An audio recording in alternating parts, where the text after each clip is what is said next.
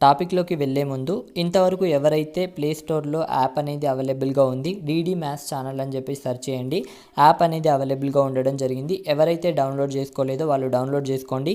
Previous papers course కూడా add చేయడం జరుగుతుంది. అండ్ దాంట్లో ప్రీవియస్ పేపర్స్ కోర్స్ ఉంది అండ్ కానిస్టేబుల్ మిగతా కోర్సెస్ కూడా ఉండడం జరిగింది. కాబట్టి యాప్ అనేది డౌన్లోడ్ చేసుకోండి. డీడీ మ్యాథ్స్ ఛానల్ యాప్ అనేది ప్లే స్టోర్లో అవైలబుల్గా ఉండడం జరిగింది. చాలా మెంబర్స్ మెసేజ్ చేస్తున్నారు. యాప్లో ప్రతిదీ అవైలబుల్గా ఉండడం జరిగింది. వెళ్ళి డౌన్లోడ్ చేసుకోండి. నెక్స్ట్ చూద్దాం. సో చూడండి, ఒక శ్రేణిలో మొదటి సంఖ్య 1, రెండవ సంఖ్య 3, మూడవ సంఖ్య 5, నాలుగవ సంఖ్య 7, ఈ విధంగా 200ల సంఖ్య వరకు శ్రేణి ఉంది. అయినా 200ల సంఖ్య ఎంత అని చెప్పేసి అడుగుతున్నారు.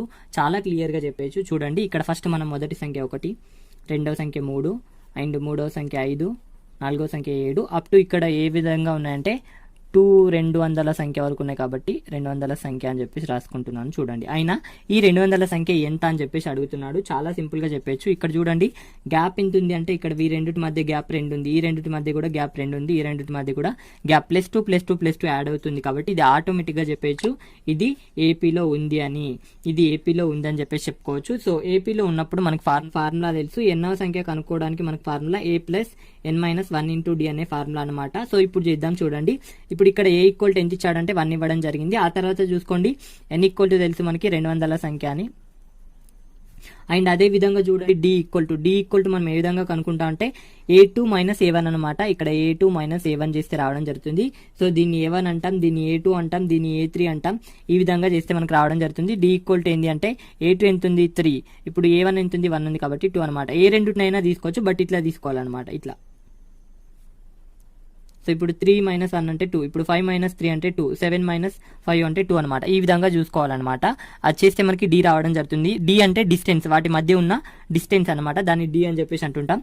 ఇప్పుడు ఫార్ములాలో ప్రతిక్షేపించినట్లయితే 200ల సంఖ్య a = మనకు తెలుసు 1 అని. ఆ తర్వాత చూసుకోండి, n = తెలుసు మనకి 200 అని. ఆ తర్వాత -1, d = తెలుసు మనకి 2 అని చెప్పేసి. సో ఇప్పుడు 200ల సంఖ్య ఇక్కడ చూసుకోండి 1 ప్లస్ ఇక్కడ చూసుకోండి ఎంత 199 × 2 అనమాట. సో ఇప్పుడు చూసుకోండి, చాలా సింపుల్ గా రావడం జరుగుతుంది. ఇక్కడ 398 అయితే కావడం జరుగుతుంది. 1 + 398 అంటే 399 అని చెప్పేసి చెప్పుకోవచ్చు. చాలా క్లియర్ గా ఆప్షన్ సి లో ఉంది. ఆప్షన్ సి కరెక్ట్ అని చెప్పేసి చెప్పుకోవచ్చు. నెక్స్ట్ క్వశ్చన్ చూద్దాం. చూడండి, సో చూడండి, how many integers between -100 to +100 అని చెప్పేసి ఇవ్వడం జరిగింది. సో చాలా క్లియర్ గా చెప్పొచ్చు. సో దానికి ముందు ఒక చిన్న ఎగ్జాంపుల్ ఇస్తాను. చాలా కన్ఫ్యూజ్ అవుతూ ఉంటారు. ఆ కన్ఫ్యూజన్ కి నేను క్లారిటీ ఇస్తాను. ఇక్కడ చూడండి, సో ఫస్ట్ మనం ఒక చిన్న క్వశ్చన్ చేద్దాం. చూడండి, 1, 2, 3, 4 వరకు ఫస్ట్ క్వశ్చన్ ఈ విధంగా అడుగుతాడు. వరకు ఎన్ని సంఖ్యలు ఉంటాయి అని చెప్పేసి అడుగుతుంటాడు. ఎన్ని సంఖ్యలు ఉంటాయి అని చెప్పేసి అడుగుతుంటాడు. ఫస్ట్ క్వశ్చన్ ఇది. 2 రకాల క్వశ్చన్స్ ఫ్రేమ్ అవుతుంటాయి. ఇది ఫస్ట్ క్వశ్చన్, వెరీ ఇంపార్టెంట్. చూడండి, 1 నుంచి 4 వరకు ఎన్ని సంఖ్యలు ఉన్నాయి అంటే మనం ఏ విధంగా చేస్తాము అంటే ఎన్ని సంఖ్యలు ఉన్నాయి అని చెప్పేసి అడుగుతున్నాడు. ఇప్పుడు n = రావాలి అంటే ఆటోమేటిక్ గా చేయొచ్చు. ఇక్కడ చూడండి, చివరి సంఖ్యను తీసుకోవాలన్నమాట. ఇక్కడ చివరి సంఖ్య ఎంత ఉంది 4. ఆ తర్వాత మొదటి సంఖ్యను తీసుకోవాలా, ఎంత -1. చివరి సంఖ్య 4 తీసుకున్నాం. ఆ తర్వాత మైనస్ తీసుకొని మొదటి సంఖ్య తీసుకోవాలి. ఆ తర్వాత +1 చేస్తే మనకి ఎన్ని సంఖ్యలు ఉన్నాయో తెలిసిపోద్ది. చాలా క్లియర్ గా చెప్తున్నాను. చూడండి, ఇప్పుడు ఎన్ని సంఖ్యలు ఉన్నాయి అంటే ఇక్కడ చూసుకోండి, ఇది క్యాన్సిల్ అయితే ఎన్ని సంఖ్యలు ఉన్నాయంటే 4 సంఖ్యలు ఉన్నాయి అని చెప్పేసి చెప్పుకోవచ్చు. 1 నుంచి 4 వరకు ఎన్ని సంఖ్యలు ఉన్నాయంటే 4 సంఖ్యలు ఉన్నాయి అని చెప్పేసి చెప్పుకోవచ్చు. ఇది ఒక రకం క్వశ్చన్. సో రెండో రకంగా ఏ విధంగా అడుగుతాడంటే ఇక్కడ చూడండి, second method, very very important. So ఇక్కడ చూసుకోండి, 1 నుండి అప్ టు 4 వరకు మధ్యలో ఎన్ని సంఖ్యలు కలవు, 1 నుంచి 4 మధ్యలో ఎన్ని సంఖ్యలు కలవు అని చెప్పేసి అడుగుతాడు. చూడండి, 1 నుంచి 4 మధ్యలో ఎన్ని సంఖ్యలు కలవు. ఇక్కడ చూసుకోండి, వెరీ వెరీ ఇంపార్టెంట్. సో చిన్నది కాబట్టి ఇక్కడ 1, 2, 3, 4 అనమాట. సో ఇప్పుడు చూసుకోండి, 1 నుంచి 4 మధ్యలో ఎన్ని సంఖ్యలు కలవంటే మధ్యలో ఉన్నది 2 కదా, ఎన్ని సంఖ్యలు కలవు అంటే 2 అని చెప్పేసి చెప్పుకోవచ్చు. ఇది చిన్నగా ఉంది కాబట్టి చేయొచ్చు. అదే పెద్దగా ఇచ్చినట్లయితే 1 నుంచి 200 మధ్యలో అంటే చాలా కష్టం కదా. అటువంటిప్పుడు ఏ విధంగా చేయను చెప్తాను. చూడండి, సో ఫస్ట్ మనం ఏం చేయాలంటే n = కనుక్కోవాలన్నమాట. సో n = చివరగా 4 ఉంది కాబట్టి 4 మనకు తెలుసు. ఇక్కడ -1 ఫస్ట్ కాబట్టి -1 చేస్తాం. ఆ తర్వాత +1 చేయాలా. ఇప్పుడు n = ఎంత రావడం జరుగుతుంది అంటే 4 రావడం జరుగుతుంది. ఇప్పుడు n = కనుక్కున్న తర్వాత మనం మనం ఏం చేయాలంటే ఇక్కడ ఏమన్నాడు మధ్యలో అన్నాడు కాబట్టి ఈ 1ని ఈ 4ని 2ని తీసేయాలి. అప్పుడు n ఈక్వల్ టు ఏం చేయాలంటే 4 - 2 చేయాలా. సో 4 - 2 చేస్తే ఇప్పుడు n ఈక్వల్ టు ఎంత రావడం జరుగుతుంది అంటే 2 రావడం జరుగుతుంది. ఈ 2ని ఎందుకు తీసేసాం, మనకి మధ్యలో అన్నాడు కాబట్టి ఫస్ట్ దగ్గరిపోతుంది లాస్ట్ దగ్గరిపోతుంది. మధ్యలో ఉండేవి కావాలంటే ఫస్ట్ దాన్ని లాస్ట్ దాన్ని తీసేయాలి. ఎన్కి అనుకున్న తర్వాత -2 చేస్తే మనం ఆన్సర్ చేయొచ్చు అనమాట. ఇప్పుడు ఈ క్వశ్చన్ చేద్దాం చూడండి, చాలా క్లియర్ గా నేను చెప్తాను. సో ఇక్కడ మనకి ఏమన్నాడు -100 నుండి బిట్వీన్ అన్నాడు, -100కి ఆ తర్వాత +100కి మధ్యలో ఎన్ని ఉంటాయి అని చెప్పేసి అన్నాడు. సో ఇప్పుడు చాలా క్లియర్ గా చెప్పేసి చూడండి. ఇప్పుడు n ఈక్వల్ టు ఫస్ట్ కనుక్కుంటున్నాను. n equal to first last ఇదే కదా కాబట్టి 100 రాసుకుంటున్నాను. ఆ తర్వాత ఆ తర్వాత ఇక్కడ ఫస్ట్ ది -100 కాబట్టి -100 రాసుకుంటున్నాను. ఆ తర్వాత మనం +1 చేస్తాం కదా, +1 చేశాను చూడండి. సో చూసుకోండి, ఫస్ట్ లాస్ట్ రాసుకున్నాను, ఆ తర్వాత మైనస్ రాసుకున్నాను, ఆ తర్వాత ఫస్ట్ రాసుకున్నాను, +1 చేశాను. ఇప్పుడు చూసుకోండి n ఈక్వల్ టు ఏం రావడం జరుగుతుందంటే 100. ఇప్పుడు చూసుకోండి మైనస్ ఇంటూ మైనస్ ప్లస్ కాబట్టి ఇక్కడ కూడా 100 +1 అనమాట. ఇప్పుడు n ఈక్వల్ టు ఎంత రావడం జరిగిందంటే 201 రావడం జరిగింది. సో ఇది వరకు అంటే ఓకే, బట్ మనకి మధ్యలో అన్నాడు, బిట్వీన్ అన్నాడు. అప్పుడు మనం ఏం చేస్తాం, n ఈక్వల్ టు 201 నుంచి మనం 2 తీసేస్తాం. ఆ 2 ఏవేవి, ఒకటి -100 ఒకటి +100 తీసేస్తున్నాం. ఇప్పుడు ఎంత రావడం జరుగుతుందంటే 199 రావడం జరుగుతుంది. ఇప్పుడు ఎన్ని సంఖ్యలు ఉంటాయంటే 199 ఉంటాయని చెప్పేసి చెప్పుకోవచ్చు. చాలా క్లియర్ గా చెప్పాను. ఇటువంటి క్వశ్చన్స్ అన్ని కన్ఫ్యూజన్ గా ఫీల్ అవుతూ ఉంటారు. చాలా క్లియర్ గా నేను చెప్పడం జరిగింది. సో మీకున్న డౌట్ అయితే క్లారిఫై అయింది అని చెప్పేసి నేను అడుగుతున్నాను. నెక్స్ట్ క్వశ్చన్ చూద్దాం చూడండి. సో చూడండి, ఒక హాకీ టోర్నమెంట్లో 87 మంది ఆటగాళ్లు కలరు. 7 విభిన్న జట్టుల నుండి ప్రతి టీం కనీసం 12 మంది ఆటగాళ్లను జట్టులో కలిగి ఉండాలి. ఒక టీం ఎక్కువ సంఖ్యలో ఎందరు ప్లేయర్స్ ని కలిగి ఉండటానికి పాసిబిలిటీ ఉంది అని చెప్పేసి అడుగుతున్నాడు. చాలా సింపుల్ గా చేయొచ్చు, చేద్దాం చూడండి. ఇక్కడ ఫస్ట్ మన దగ్గర ఎన్ని టీమ్స్ ఉన్నాయంటే 7 విభిన్న జట్టులు కలవు. ఇక్కడ 7 టీమ్స్ ఉన్నాయి. సో 7 టీమ్స్ ఉన్నాయి. సో టోటల్ ఎందరు ప్లేయర్ ఉన్నారంటే 87 ప్లేయర్స్ ఉన్నారు కాబట్టి 87 ప్లేయర్స్ అని చెప్పేసి నేను రాసుకుంటున్నాను చూడండి. సో 7 టీంలు ఉన్నాయి, 87 మంది ప్లేయర్లు ఉన్నారు. ఇక్కడ ఒక కండిషన్ ఇవ్వడం జరిగింది చూడండి, ప్రతి టీం కనీసం 12 మంది ఆటగాళ్లను కలిగి ఉండాలి. సో ప్రతి టీం ఖచ్చితంగా ఎందరు మంది ఆటగాళ్లను కలిగి ఉండాలంటే 12 అయితే ఖచ్చితంగా కలిగి ఉండాలి. ఇప్పుడు 7 టీంలు ఉన్నాయి కాబట్టి ఇక్కడ రాస్తాను చూడండి. ఇక్కడ first team, second team, third team, fourth team, fifth team, sixth team, seventh team. So short cut లో కూడా చెప్తాను. సో ప్రతి టీం ఖచ్చితంగా మనకి ఎంత 12 మంది ఆటగాళ్లను కలిగి ఉండాలి కాబట్టి 12 12 12 12 12 12 రాసుకున్నాం. ఇక్కడ చివరిది వదిలిపెట్టండి. ఎందుకోసం అంటే 12 12 24 24 ప్లస్ 12 36 36 ప్లస్ 12 48 48 ప్లస్ 12 60 60 ప్లస్ 12 72. ఇక్కడ వరకు ఎందరు ఆటగాళ్ళు అయిపోయారంటే 72 ప్లేయర్స్ కంప్లీట్ అవ్వడం జరిగింది. అంతేనా, ప్లేయర్స్ కంప్లీట్ అవ్వడం జరిగింది. టోటల్ మన దగ్గర ఎందరు ఉన్నారు, 87 ప్లేయర్స్ ఉన్నారు. ఇక్కడ చూసుకోండి 87 ప్లేయర్స్ ఉన్నారు. 72 మంది కంప్లీట్ అవ్వడం జరిగిపోయింది. ఒక జట్టు మిగిలిపోయింది. ఇంకా ఒక జట్టు మిగిలిపోయింది కాబట్టి ఇక్కడ మైనస్ చేస్తే లాస్ట్ జట్టులో ఎందరు ఉంటారో తెలుస్తారు కదా. ఇక్కడ చూడండి, ఇక్కడనేమో 5 అండ్ ఇక్కడనేమో 1 అనమాట. లాస్ట్ జట్టులో 15 ఉంది. సో చూడండి మన క్వశ్చన్ లో ఏమడిగాడు, నేను అదే చేయడం జరిగింది చూడండి. ఒక టీంలో ఎక్కువ సంఖ్యలో ఎందరు ప్లేయర్స్ కలిగి ఉండటానికి వీలుంది. ప్రతి టీంలో 12 ఉంటే ఒక టీంలో ఎక్కువ ఎందరు ఉండొచ్చు అంటే 15 ఉండొచ్చు. అంతకంటే ఎక్కువ ఉండొచ్చా, ఉండలేదు, వీలు లేదు ఉండటానికి. కాబట్టి ఒక టీంలో ఎక్కువగా ఉండడానికి వీలుండే సంఖ్య ఎంత అంటే 15 అని చెప్పేసి చెప్పుకోవచ్చు. చాలా క్లియర్ గా రాసి మరి నేను చూపించడం జరిగింది. దీన్ని షార్ట్ కట్ లో ఏ విధంగా చేస్తామంటే, సో ఎప్పుడైనా చూసుకోండి లార్జ్ నెంబర్ ఇచ్చినప్పుడు ఇక్కడ 7 టీమ్స్ ఇచ్చాడు కాబట్టి 7 టీమ్ అని చెప్పేసి రాసుకోండి. ఒక టీంలో అన్నాడు కాబట్టి ఇక్కడ ఒక టీం వేరుగా డివైడ్ చేయండి. ఇక్కడ 6 రాసుకోండి, ఇక్కడ 1 రాసుకోండి. సో ప్రతి టీంలో 12 ఉండాలన్నారు కాబట్టి ఇక్కడ ఇంటూ 12 చేయండి. ఇప్పుడు ఎంత రావడం జరుగుతుంది, 72 రావడం జరిగింది. టోటల్ మన దగ్గర 87 ఉన్నారు కాబట్టి 87 నుంచి 72 తీస్తే మనకి 15 రావడం జరిగింది. కాబట్టి ఇంకా ఒక టీంలో ఎక్కువగా ఎందరు ఉండొచ్చు అంటే 3 మెంబర్స్ ఉండొచ్చు. టోటల్ అయితే ఒక టీంలో ఎందరు ఉండొచ్చు అంటే 15 మెంబర్స్ ఉండొచ్చు అని చెప్పేసి చాలా క్లియర్ గా చెప్పుకోవచ్చు. ఈ విధంగా షార్ట్ కట్ లో చేయొచ్చు అనమాట.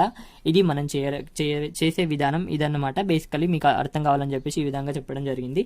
సో నెక్స్ట్ క్వశ్చన్ చూద్దాం చూడండి. సో చూడండి, ఒక వ్యక్తి తన మొదటి కొడుకుకి 2500 రూపాయలు, రెండవ కొడుకుకి 5/2 వంతు రూపాయలు, మూడవ కొడుకుకి మొదటి మరియు రెండవ కొడుకులకు ఇచ్చిన మొత్తం ఇవ్వడం జరిగింది. అయినా మూడవ కొడుకుకి ఇచ్చిన మనీ ఎంత అని చెప్పేసి అడుగుతున్నాడు. చాలా క్లియర్ గా చెప్పొచ్చు. ఇక్కడ చూసుకోండి, ఎప్పుడైనా 5/12 వంతు ఈ విధంగా వచ్చినట్లయితే సో హారంలో ఉన్నదాన్ని మనం టోటల్ పార్ట్స్ గా కన్సిడర్ చేయడం జరుగుతుంది. సో మన టోటల్ పార్ట్స్ ఎన్ని అంటే 12 అని చెప్పేసి చెప్పుకోవచ్చు. సో ఒక తండ్రి యొక్క టోటల్ పార్ట్స్ ఎంత అంటే తన ఆస్తి ఎంత అంటే 12 పార్ట్లు అని చెప్పేసి ఇక్కడ చెప్పుకోవడం జరుగుతుంది. చూడండి, ఎందుకోసం అంటే హారంలో ఇవ్వడం జరిగింది. సో ఇప్పుడు మనం చేద్దాం చూడండి. సో ఇక్కడ చూసుకోండి, మొదటి వ్యక్తి రెండో వ్యక్తి, మూడో వ్యక్తి, ముగ్గురు. మొదటి కొడుకుకి ఎంత ఇచ్చాడు? 2,500 రూపాయలు ఇచ్చాడు కాబట్టి 2,500 రూపాయలు అని చెప్పేసి రాసుకుంటున్నాను. రెండో కొడుకు ఎన్ని ఇచ్చాడంటే 5 భాగాలు ఇచ్చాడు అనమాట. ఇక్కడ మొత్తం 12 భాగాల్లో 5 భాగాలు ఇవ్వడం జరిగింది. రెండో కొడుకు 5 భాగాలు ఇవ్వడం జరిగింది. 5 భాగాలు అన్నాడు కాబట్టి 5 పార్ట్స్ అని చెప్పేసి రాసుకుంటున్నాను చూడండి. ఆయన మూడో కొడుకు ఏమి ఇచ్చాడంటే మొదటి మరియు రెండో కొడుకులకు ఇచ్చిన మొత్తం ఇవ్వడం జరిగింది. సో ఇప్పుడు మొదటి కొడుకు ఎంత ఇచ్చాడు? 2,500. రెండో కొడుకు ఎంత ఇచ్చాడు? 5 పార్ట్స్ ఇచ్చాడు కాబట్టి 5 పార్ట్స్ అనమాట. ఈ ఇద్దరికి ఇచ్చిన మొత్తం మూడో కొడుకు అయితే ఇవ్వడం జరిగింది. సో దీన్ని బేస్ చేసుకుని నేను రాస్తాను చూడండి. సో ఇప్పుడు చూసుకోండి ఇక్కడ టోటల్ ఎంత ఉంది అంటే ఇప్పుడు చూసుకోండి ఇక్కడ 2,500, ఇక్కడ 2,500 అంటే 5,000 ఉంది. 5,000 ప్లస్ ఇక్కడ చూసుకోండి ఇక్కడ 5 పార్ట్స్ ఉంది, ఇక్కడ 5 పార్ట్స్ ఉందంటే ఇక్కడ టోటల్ 10 పార్ట్స్ ఉన్నాయన్నమాట. సో ఇప్పుడు చూసుకోండి టోటల్ ఈయన దగ్గర ఎన్ని పార్ట్స్ ఉన్నాయంటే 12 పార్ట్స్ కదా. సో ఇప్పుడు 5,000 ప్లస్ 10 పార్ట్స్ మనకు టోటల్ కావడం జరుగుతుందా? సో ఇది టోటల్ అనమాట. సో ఇప్పుడు టోటల్ ఎన్ని పార్ట్స్ ఉన్నాయి? 12 పార్ట్స్ కదా. సో 12 పార్ట్స్ అని చెప్పి చెప్పుకోవచ్చు. ఇప్పుడు చూసుకోండి ఇది కూడా టోటల్ అనమాట. ఇది టోటలే, ఇది టోటలే. ఈ 10 పార్ట్స్ని తీసుకెళ్ళాం అనుకో. ఇప్పుడు చూసుకోండి 5,000 ఈక్వల్ టు 2 పార్ట్స్ కావడం జరుగుతుందా? 5,000 ఈక్వల్ టు 2 పార్ట్స్ కావడం జరుగుతుంది. ఇప్పుడు 1 పార్ట్ ఈక్వల్ టు ఎంత అంటే ఆటోమేటిక్గా చెప్పచ్చు 2,500 ఈక్వల్ టు 1 పార్ట్ అని చెప్పేసి చెప్పుకోవచ్చు. సో 1 పార్ట్ ఈక్వల్ టు 2,500 అయినప్పుడు ఇప్పుడు మూడో కొడుకు అడిగాడు. మూడో కొడుకు ఏమి ఇచ్చాడు? 5 పార్ట్లు ఇచ్చాడు. 1 పార్ట్ ఈక్వల్ టు 2,500 అయితే 5 పార్ట్స్ ఎంత అయితే అంటే ఇంటూ 5 చేయండి. ఇక్కడ 0, ఇక్కడ 0, 5 5 జా 25కి 5, ఇక్కడ 2 అనమాట. 5 2 జా 10, 10 ప్లస్ 2 అంటే 12,500. ఈ భాగాలు అంటే 12,500. ఇక్కడ చూసుకోండి 12,500. ఇంకా అడిషనల్గా 2,500 కూడా ఇచ్చాడు కాబట్టి 2,500 చేసినట్లయితే మూడో కొడుకు ఎంత ఇచ్చాడు అంటే ఇక్కడ చూసుకోవచ్చు. ఇక్కడ చేసేయచ్చు 15,000 ఇవ్వడం జరిగింది అని చెప్పి చెప్పుకోవచ్చు. చాలా క్లియర్గా మనం చెప్పేయచ్చు. సో ఇప్పుడు మూడో కొడుకు ఏమి ఇచ్చాడంటే 5 పార్ట్లు ప్లస్ 2,500. 5 పార్ట్లు అంటే ఎంత మనకి తెలుసు? 12,500. సో ఇప్పుడు మూడో కొడుకు ఎంత ఇచ్చాడంటే టోటల్ 15,000 ఇచ్చాడు అని చెప్పి చెప్పుకోవచ్చు. చాలా క్లియర్గా మూడో కొడుకు 15,000, 5 పార్ట్లు అంటే ఇతనికేమో 12,500, సో ఇతనికేమో 2,500. చాలా క్లియర్గా రాసాను చూడండి. నెక్స్ట్ క్వశ్చన్ చూద్దాం. సో చూడండి ఒక వ్యక్తి వద్ద 480 రూపాయలు కలవు. దీనిలో 1 రూపీ నోట్లు కొన్ని అండ్ 5 రూపీస్ నోట్లు కొన్ని అండ్ 10 రూపీస్ నోట్లు కొన్ని కలవు. If number of notes is equal, అన్ని రకాల నోట్స్ సమాన సంఖ్యలో ఉంటే అతని వద్ద మొత్తం నోట్స్ ఎన్ని అని చెప్పేసి అడుగుతున్నాడు. చాలా క్లియర్గా చెప్పచ్చు. చేద్దాం చూడండి. సో ఇప్పుడు చూసుకోండి టోటల్ ఎన్ని రూపాయలు ఉన్నాయంటే 480 రూపీస్ అయితే ఉండడం జరిగింది. సో ఇప్పుడు చేద్దాం చూడండి. ఇక్కడ నోట్స్ ఇవ్వడం జరిగింది. ఇక్కడ 1 రూపీ నోట్ ఉంది, 1 రూపీ నోటు. ఇతని వద్ద కొన్ని 1 రూపీ నోట్లు ఉన్నాయి, కొన్ని 5 రూపీస్ నోట్లు ఉన్నాయి అండ్ కొన్ని 10 రూపీస్ నోట్లు ఉన్నాయి. 10 రూపీస్ నోట్లు ఉన్నాయి. సో ఇక్కడ మనకి ఏమంటున్నాడు అంటే అన్ని రకాల నోట్స్ సమాన సంఖ్యలో ఉన్నాయి. అంటే సో ఇప్పుడు 1 రూపీ నోట్లు ఎక్స్ ఉన్నాయి అనుకుందాం, 5 రూపాయల నోట్లు కూడా ఎక్సే ఉంటాయి, 10 రూపాయల నోట్లు కూడా ఎక్సే ఉంటాయి. ఎందుకోసం అంటే అన్ని రకాల నోట్లు సమాన సంఖ్యలో ఉంటాయి. సో ఇప్పుడు చూసుకోండి మనం చాలా క్లియర్గా చెప్పేయచ్చు ఇక్కడ. సో ఇప్పుడు అతని దగ్గర ఎన్ని రూపాయలు ఉన్నాయంటే ఈ 1 రూపాయి నోట్లు ఎన్ని ఉన్నాయో ఇంటూ చేస్తే ఎన్ని రూపాయలు ఉన్నాయో తెలుస్తాయి కదా. ఇప్పుడు 1 ఇంటూ ఎక్స్ అంటే 1x అనమాట. ఇప్పుడు చూసుకోండి ఇక్కడ 5x. సో ఇప్పుడు చూసుకోండి ఇక్కడ 10x అనమాట. సో ఇప్పుడు ఇది రూపాయలే కదా. ఎందుకోసం అంటే ఇక్కడ చూసుకోండి 1 రూపాయి నోట్లు ఉన్నాయి అని చెప్పేసి అనుకుందాం. 1 రూపాయి నోట్స్ మన దగ్గర 5 ఉన్నాయి అనుకుందాం. ఇప్పుడు ఎన్ని ఉన్నట్టు లెక్క? 1 ఇంటూ 5 చేస్తే 5 రూపాయలు ఉన్నట్టు లెక్క కదా. సో అట్లాగే ఇక్కడ ఎన్ని నోట్లు ఉన్నాయో తెలియదు కాబట్టి హౌ మెనీ నోట్స్ అనమాట. ఇక్కడ హౌ మెనీ నోట్స్ అనమాట. ఇక్కడ ఎన్ని నోట్లు ఉన్నాయో ఇంటూ చేస్తే మనకి టోటల్ మన దగ్గర ఎన్ని రూపాయలు ఉన్నాయో రావడం జరుగుతుంది కదా. ఇక్కడ రూపాయలు రావడం జరుగుతుంది కదా. సో ఇక్కడ చూసుకోండి రూపాయలు రావడం జరుగుతుంది కాబట్టి ఇక్కడ చూసుకోండి 1x plus 5x plus 10x equal to 480 అని చెప్పేసి చెప్పుకోవచ్చు. సో ఇప్పుడు చూసుకోండి ఓవరాల్ 16x ఈక్వల్ టు మనకి 480 రావడం జరుగుతుంది. ఇప్పుడు 16 1 జా ఇక్కడ 16 3 జా 0కి 0 అనమాట. ఇప్పుడు x ఈక్వల్ టు ఎంత అంటే 30 అనమాట. సో ఇప్పుడు చూసుకోండి 1 రూపాయి నోట్లు ఎన్ని ఉన్నాయంటే 30 ఉన్నాయి కాబట్టి మన దగ్గర 1 రూపాయి 30 రూపాయలు ఉన్నాయన్నమాట. అండ్ అదేవిధంగా 5 రూపాయల నోట్లు కూడా 30 ఉన్నాయి. సో ఇప్పుడు 5 రూపాయల నోట్లు 30 అంటే ఇది 150 అనమాట. అండ్ అదేవిధంగా 10 రూపాయల నోట్లు కూడా 30 ఉన్నాయి. 10 రూపాయల నోట్లు 30 అంటే ఇక్కడ 300 అనమాట. సో టోటల్ ఎన్ని ఉన్నాయంటే 480 రూపాయలు ఉన్నాయి. క్వశ్చన్లో మనకి ఇవ్వడం జరిగింది చూడండి 480ని. సో ఈ విధంగా అనమాట. సో ఇప్పుడు మన క్వశ్చన్లో ఏమడిగాడు? మొత్తం అతని వద్ద ఉన్న నోట్లు ఎన్ని? ఇదే కదా నోట్లు. సో ఇవే కదా నోట్లు. సో ఇదేమో సింబల్స్, అతని దగ్గర 1 రూపాయి నోట్లు ఎన్ని ఉన్నాయి అవి ఉన్నాయి. ఇదేమో టోటల్ రూపాయలు. సో ఇప్పుడు చూసుకోండి నోట్స్ ఎన్ని ఉన్నాయంటే 30 30 30. టోటల్ ఎన్ని నోట్లు ఉన్నాయంటే 90 నోట్లు ఉన్నాయి అని చెప్పి చెప్పుకోవచ్చు. చాలా క్లియర్గా చెప్పొచ్చు. 1 రూపాయి నోట్ అడిగినా చెప్పచ్చు, ఏం అడిగినా కూడా చెప్పచ్చు అన్నమాట. ఇది వెరీ వెరీ ఇంపార్టెంట్. నెక్స్ట్ చూద్దాం చూడండి. సో చూడండి ఏదేని సంఖ్యని 2 చే గుణించి 16 కలిపిన తర్వాత 2 చే భాగించి వచ్చిన దాని నుండి ఆ సంఖ్య తీసివేస్తే శేషం ఎంత అని చెప్పేసి అడుగుతున్నాడు. చాలా సింపుల్గా చేయొచ్చు. చేద్దాం చూడండి. సో ఫస్ట్ మనం ఏదేని సంఖ్యని అన్నాడు, ఇక్కడ ఏదేని సంఖ్యని అన్నాడు కాబట్టి ఆ సంఖ్యను మనం ఎక్స్ అని చెప్పేసి అనుకుందాం. ఎక్స్ అనేది ఒక సంఖ్య అని చెప్పేసి అనుకుందాం. ఎక్స్ అనేది ఒక సంఖ్య. ఒక సంఖ్యని ఈ ఎక్స్ని 2చే గుణిస్తే మనకి ఏమవుతుంది, 2x అవ్వడం జరుగుతుంది. 2చే గుణించి 16 కలిపిన తర్వాత, సో 16 కలుపుతున్నాం. 16 కలిపిన తర్వాత 2చే భాగించగా, సో 2చే భాగిస్తున్నాం.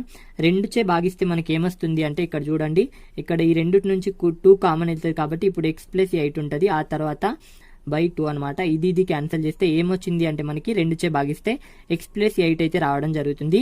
వచ్చిన దాని నుండి ఆ సంఖ్య తీసివేస్తే, ఆ సంఖ్య ఎంత మనకి తెలుసు, x కదా, ఆ సంఖ్యని తీసివేస్తే ఏమొస్తుంది శేషం అంటే చూసుకోండి, మనకి ఈ x క్యాన్సిల్ అయితే 8 మిగులుతుంది. శేషం ఎంత అంటే 8 అని చెప్పేసి చెప్పుకోవచ్చు. చాలా క్లియర్గా చెప్పడం జరిగింది చూడండి. సో చూసుకోండి, నేను చాలా క్లియర్గా చెప్పడం జరిగింది. ఒక సంఖ్యను మనం ఎక్స్ అని చెప్పేసి అనుకున్నాం, దాన్ని 2చే గుణించమంటున్నాడు, ఆ తర్వాత 16 యాడ్ చేయమంటున్నాడు, ఆ తర్వాత 2చే భాగించమంటున్నాడు. భాగిస్తే మనకి ఏం రావడం జరుగుతుందంటే x + 8 అయితే రావడం జరుగుతుంది. ఈ x + 8 అయితే రావడం జరిగింది. వచ్చిన దాని నుండి మనకి ఏమన్నాడు, ఆ సంఖ్యను తీసివేస్తే, ఆ సంఖ్య అంటే మనం ఏ సంఖ్య అనుకున్నాం, x అనుకున్నాం కదా, ఆ x సంఖ్యను తీసివేస్తే వచ్చే శేషం. దీని నుంచి x తీసేస్తున్నాం కాబట్టి ఏం మిగులుతుందంటే 8 మిగులుతుంది. కాబట్టి 8 అని చెప్పి చెప్పుకోవచ్చు. చాలా క్లియర్గా చెప్పేయచ్చు. ఈ విధంగానే చేయండి. కొందరు ఈ విధంగా చేస్తారు చూడండి. ఒక సంఖ్య అన్నాడు, ఏదైనా ఒక సంఖ్య అన్నాడు కాబట్టి ఏదైనా ఒక సంఖ్యని ఇక్కడ చూసుకోండి, ఏదైనా సంఖ్యను మనం 2 అనుకుంటున్నాం అని చెప్పేసి అనుకుందాం. 2 అనుకుందాం. ఈ 2ని మనకి ఏమన్నాడు, 2చే భాగించమంటున్నాడు కాబట్టి 2చే భాగిస్తున్నాం. ఆ తర్వాత ఏమన్నాడు, 16 కలపమంటున్నాడు, 16 కలుపుతున్నాం. ఆ తర్వాత 2చే భాగించమంటున్నాడు. ఇప్పుడు చేస్తే మనకి ఎంత రావడం జరుగుతుందంటే ఇక్కడ 4 ప్లస్ ఇక్కడ 16/2 అనమాట. సో ఇప్పుడు చూసుకోండి 20/2 అంటే ఇప్పుడు ఎంత రావడం జరుగుతుంది, 10 రావడం జరుగుతుంది. వచ్చిన దాని నుండి ఆ సంఖ్యను తీసివేయమంటున్నాడు. ఆ సంఖ్య మనకి 2 అని తెలుసు. సో 2ని తీసేస్తే మనకి ఎంత వస్తుందంటే 8 రావడం జరుగుతుంది. ఈ విధంగా కూడా చెప్పేచ్చు. As your wish. నెక్స్ట్ చూద్దాం చూడండి. సో చూడండి, ఏ మరియు బీలు కలిసి 510 రూపాయలు సంపాదించారు. సి వద్ద ఏ మరియు బి కంటే 303 రూపాయలు తక్కువగా ఉన్నాయి.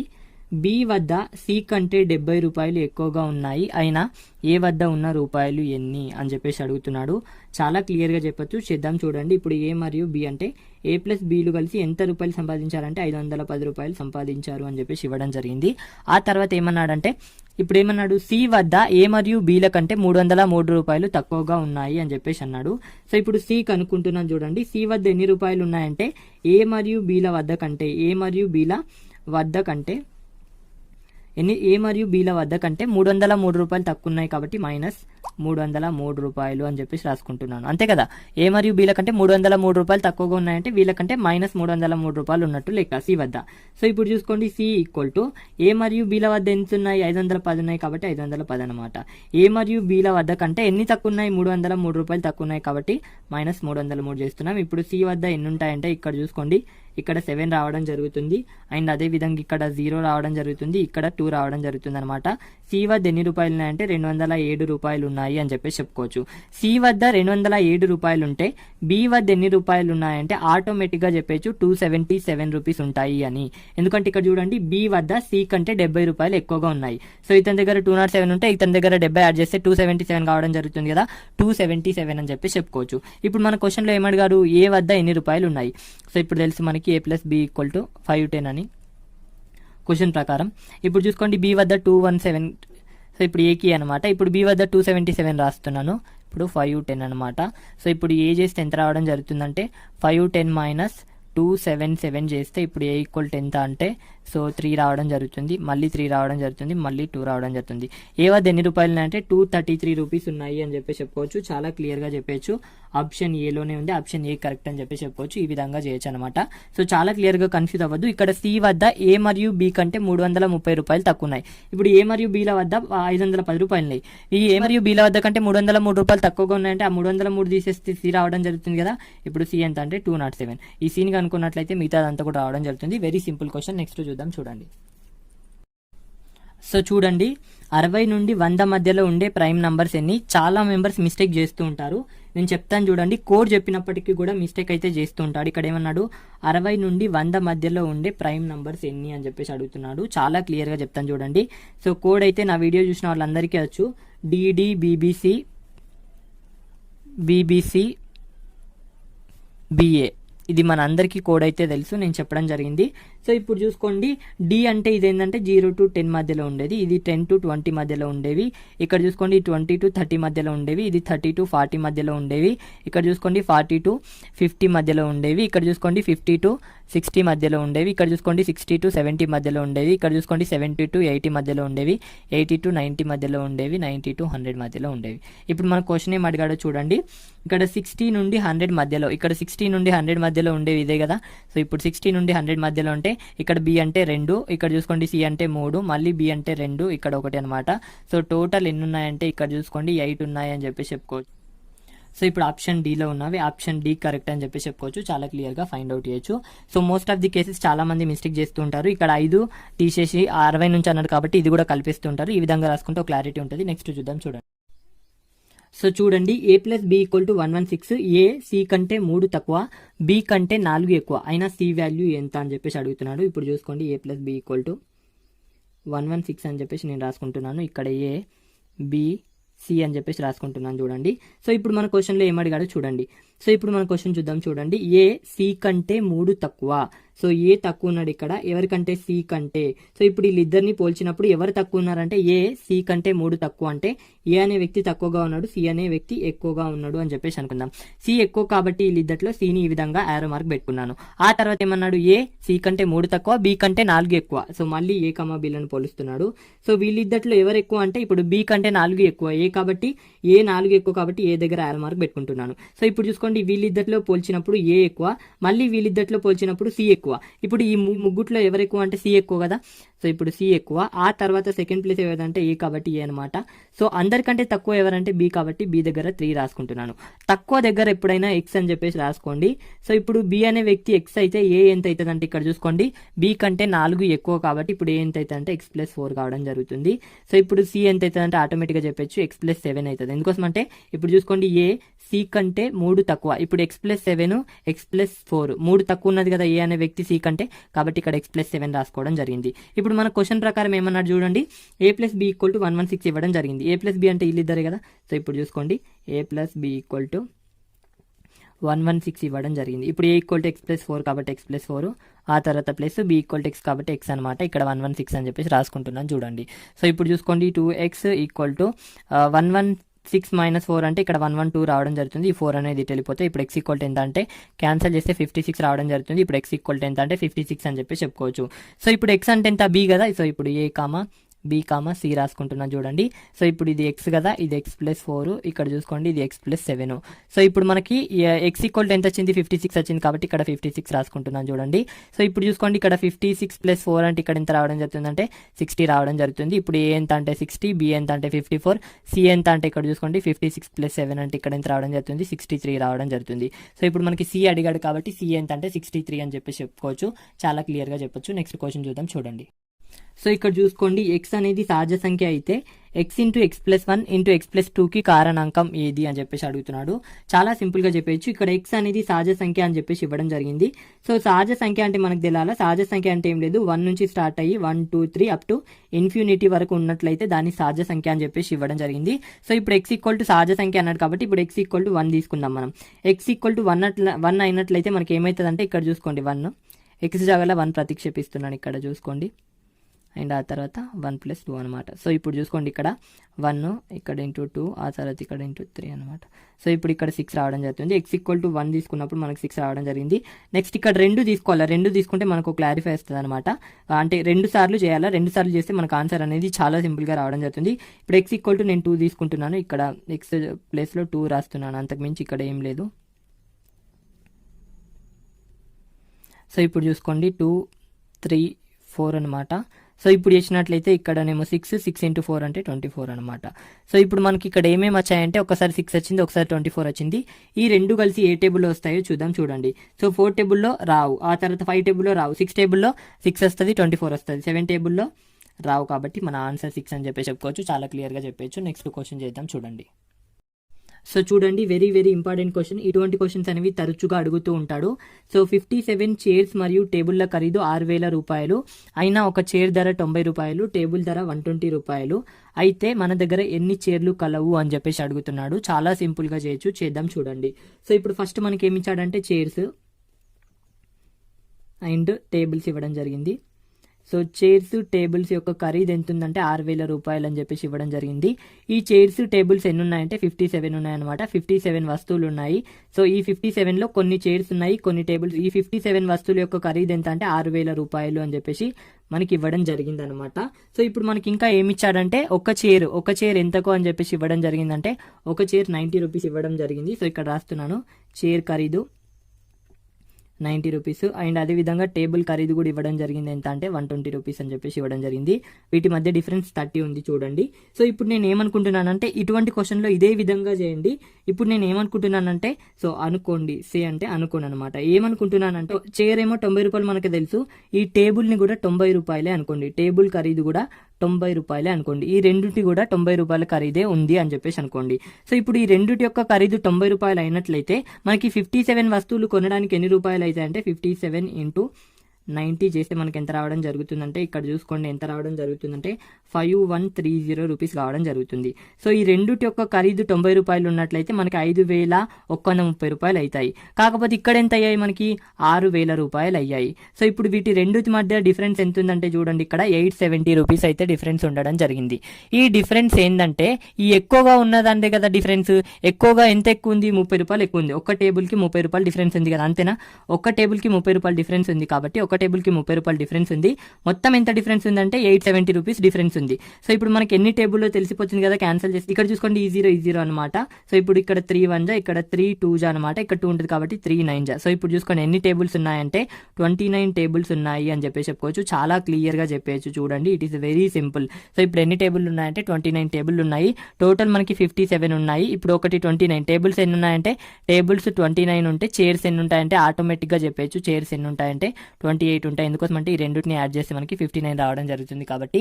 సో ఇప్పుడు టేబుల్స్ అని అడిగితే టేబుల్స్ ఎన్ని ఉన్నాయి అంటే 29 అనమాట. ఆ తర్వాత చైర్స్ ఎన్ని ఉన్నాయి అంటే 28 అని చెప్పేసి చెప్పుకోవచ్చు. చాలా క్లియర్ గా చెప్పేయచ్చు. సో చూసుకోండి ఈ విధంగా చైర్స్ అడిగాడు కాబట్టి ఇప్పుడు ఎన్ని చైర్స్ ఉన్నాయంటే 28 అనమాట. సో మీరు చేసింది కరెక్ట్ కాదో తెలుసుకోవడానికి ఇక్కడ టేబుల్స్ యొక్క ఖరీదు 120 కాబట్టి ఇక్కడ 120 చేయండి. ఇక్కడ ఇంటూ చైర్స్ యొక్క ఖరీదు 90 కాబట్టి 90 చేయండి. ఇప్పుడు చేస్తే మీకు ఆన్సర్ అనేది చాలా క్లియర్ గా రావడం జరుగుతుంది. ఆన్సర్ ఎంత అంటే 6,000 రావడం జరుగుతుంది. సో చూసుకోండి it is very simple. So ఎప్పుడైనా సరే ఈ విధంగా ఇచ్చినప్పుడు రెండుటిని తక్కువగా ఉన్న రేట్ అనుకున్నట్లయితే మనకి డిఫరెన్స్ రావడం జరుగుతుంది. ఆ డిఫరెన్స్ ఏంటంటే టేబుల్ యొక్క డిఫరెన్సే కదా, ఒక్క టేబుల్ మీద 30 రూపాయలు ఉంది కాబట్టి ఇక్కడ టోటల్ ఎన్ని రూపాయలు ఉన్నాయి 870 రూపీస్ ఉన్నాయి. సో 870 రూపీస్ క్యాన్సిల్ చేస్తే మనకి ఎన్ని టేబుల్ వస్తాయో తెలుసు కదా. సో ఆటోమేటిక్ గా చేసేయచ్చు అనమాట. ఇది మనం చేయాల్సిన పద్ధతి. సో చాలా సింపుల్ గా చేయొచ్చు. నెక్స్ట్ క్వశ్చన్ చూద్దాం చూడండి. ఇటువంటి క్వశ్చన్స్ అనేవి రెగ్యులర్ గా అడుగుతుంటారు. ది బెస్ట్ మెథడ్ ఇది. నెక్స్ట్ చూద్దాం చూడండి. సో ఇప్పుడు చూడండి వెరీ వెరీ ఇంపార్టెంట్ క్వశ్చన్. 1050 రూపాయలను 1500 మందికి పంచడం జరిగింది. ఇందులో స్త్రీలు పురుషులు కలరు. ఒక పురుషుడు 1 రూపాయి పొందితే ఒక స్త్రీ 50 పైసలు పొందును. అయినా ఎంతమంది స్త్రీలు కలరు అని చెప్పేసి అడుగుతున్నారు. చాలా సింపుల్ గా చెప్పచ్చు. చేద్దాం చూడండి. సో ఇక్కడ టోటల్ ఎన్ని రూపాయలు పంచుతున్నామంటే 1050 రూపాయలు పంచుతున్నాం. ఎంత మందికి పంచుతున్నామంటే ఇక్కడ చూడండి ఎంత మందికి పంచుతున్నామంటే 1500 మందికి పంచుతున్నామని చెప్పేసి చెప్పుకోవచ్చు. ఇప్పుడు చూసుకోండి ఈ 1500 మందిలో కొందరు పురుషులు కలరు, కొందరు స్త్రీలు కలరు కాబట్టి మెన్స్, అండ్ ఇక్కడ ఉమెన్స్ అని చెప్పేసి రాసుకుంటున్నాను చూడండి. సో ఇప్పుడు ఏమన్నాడు, ఒక్క పురుషుడు 1 రూపాయి పొందితే పురుషుడు 1 రూపాయి పొందుతున్నాడు. అండ్ అదే విధంగా స్త్రీ 50 పైసలు అంటే ½ రూపాయి పొందుతుంది అని చెప్పేసి చెప్పుకోవచ్చు. ఇప్పుడు పురుషుడు కూడా ½ రూపాయి పొందుతున్నాడు అని చెప్పేసి అనుకుందాం.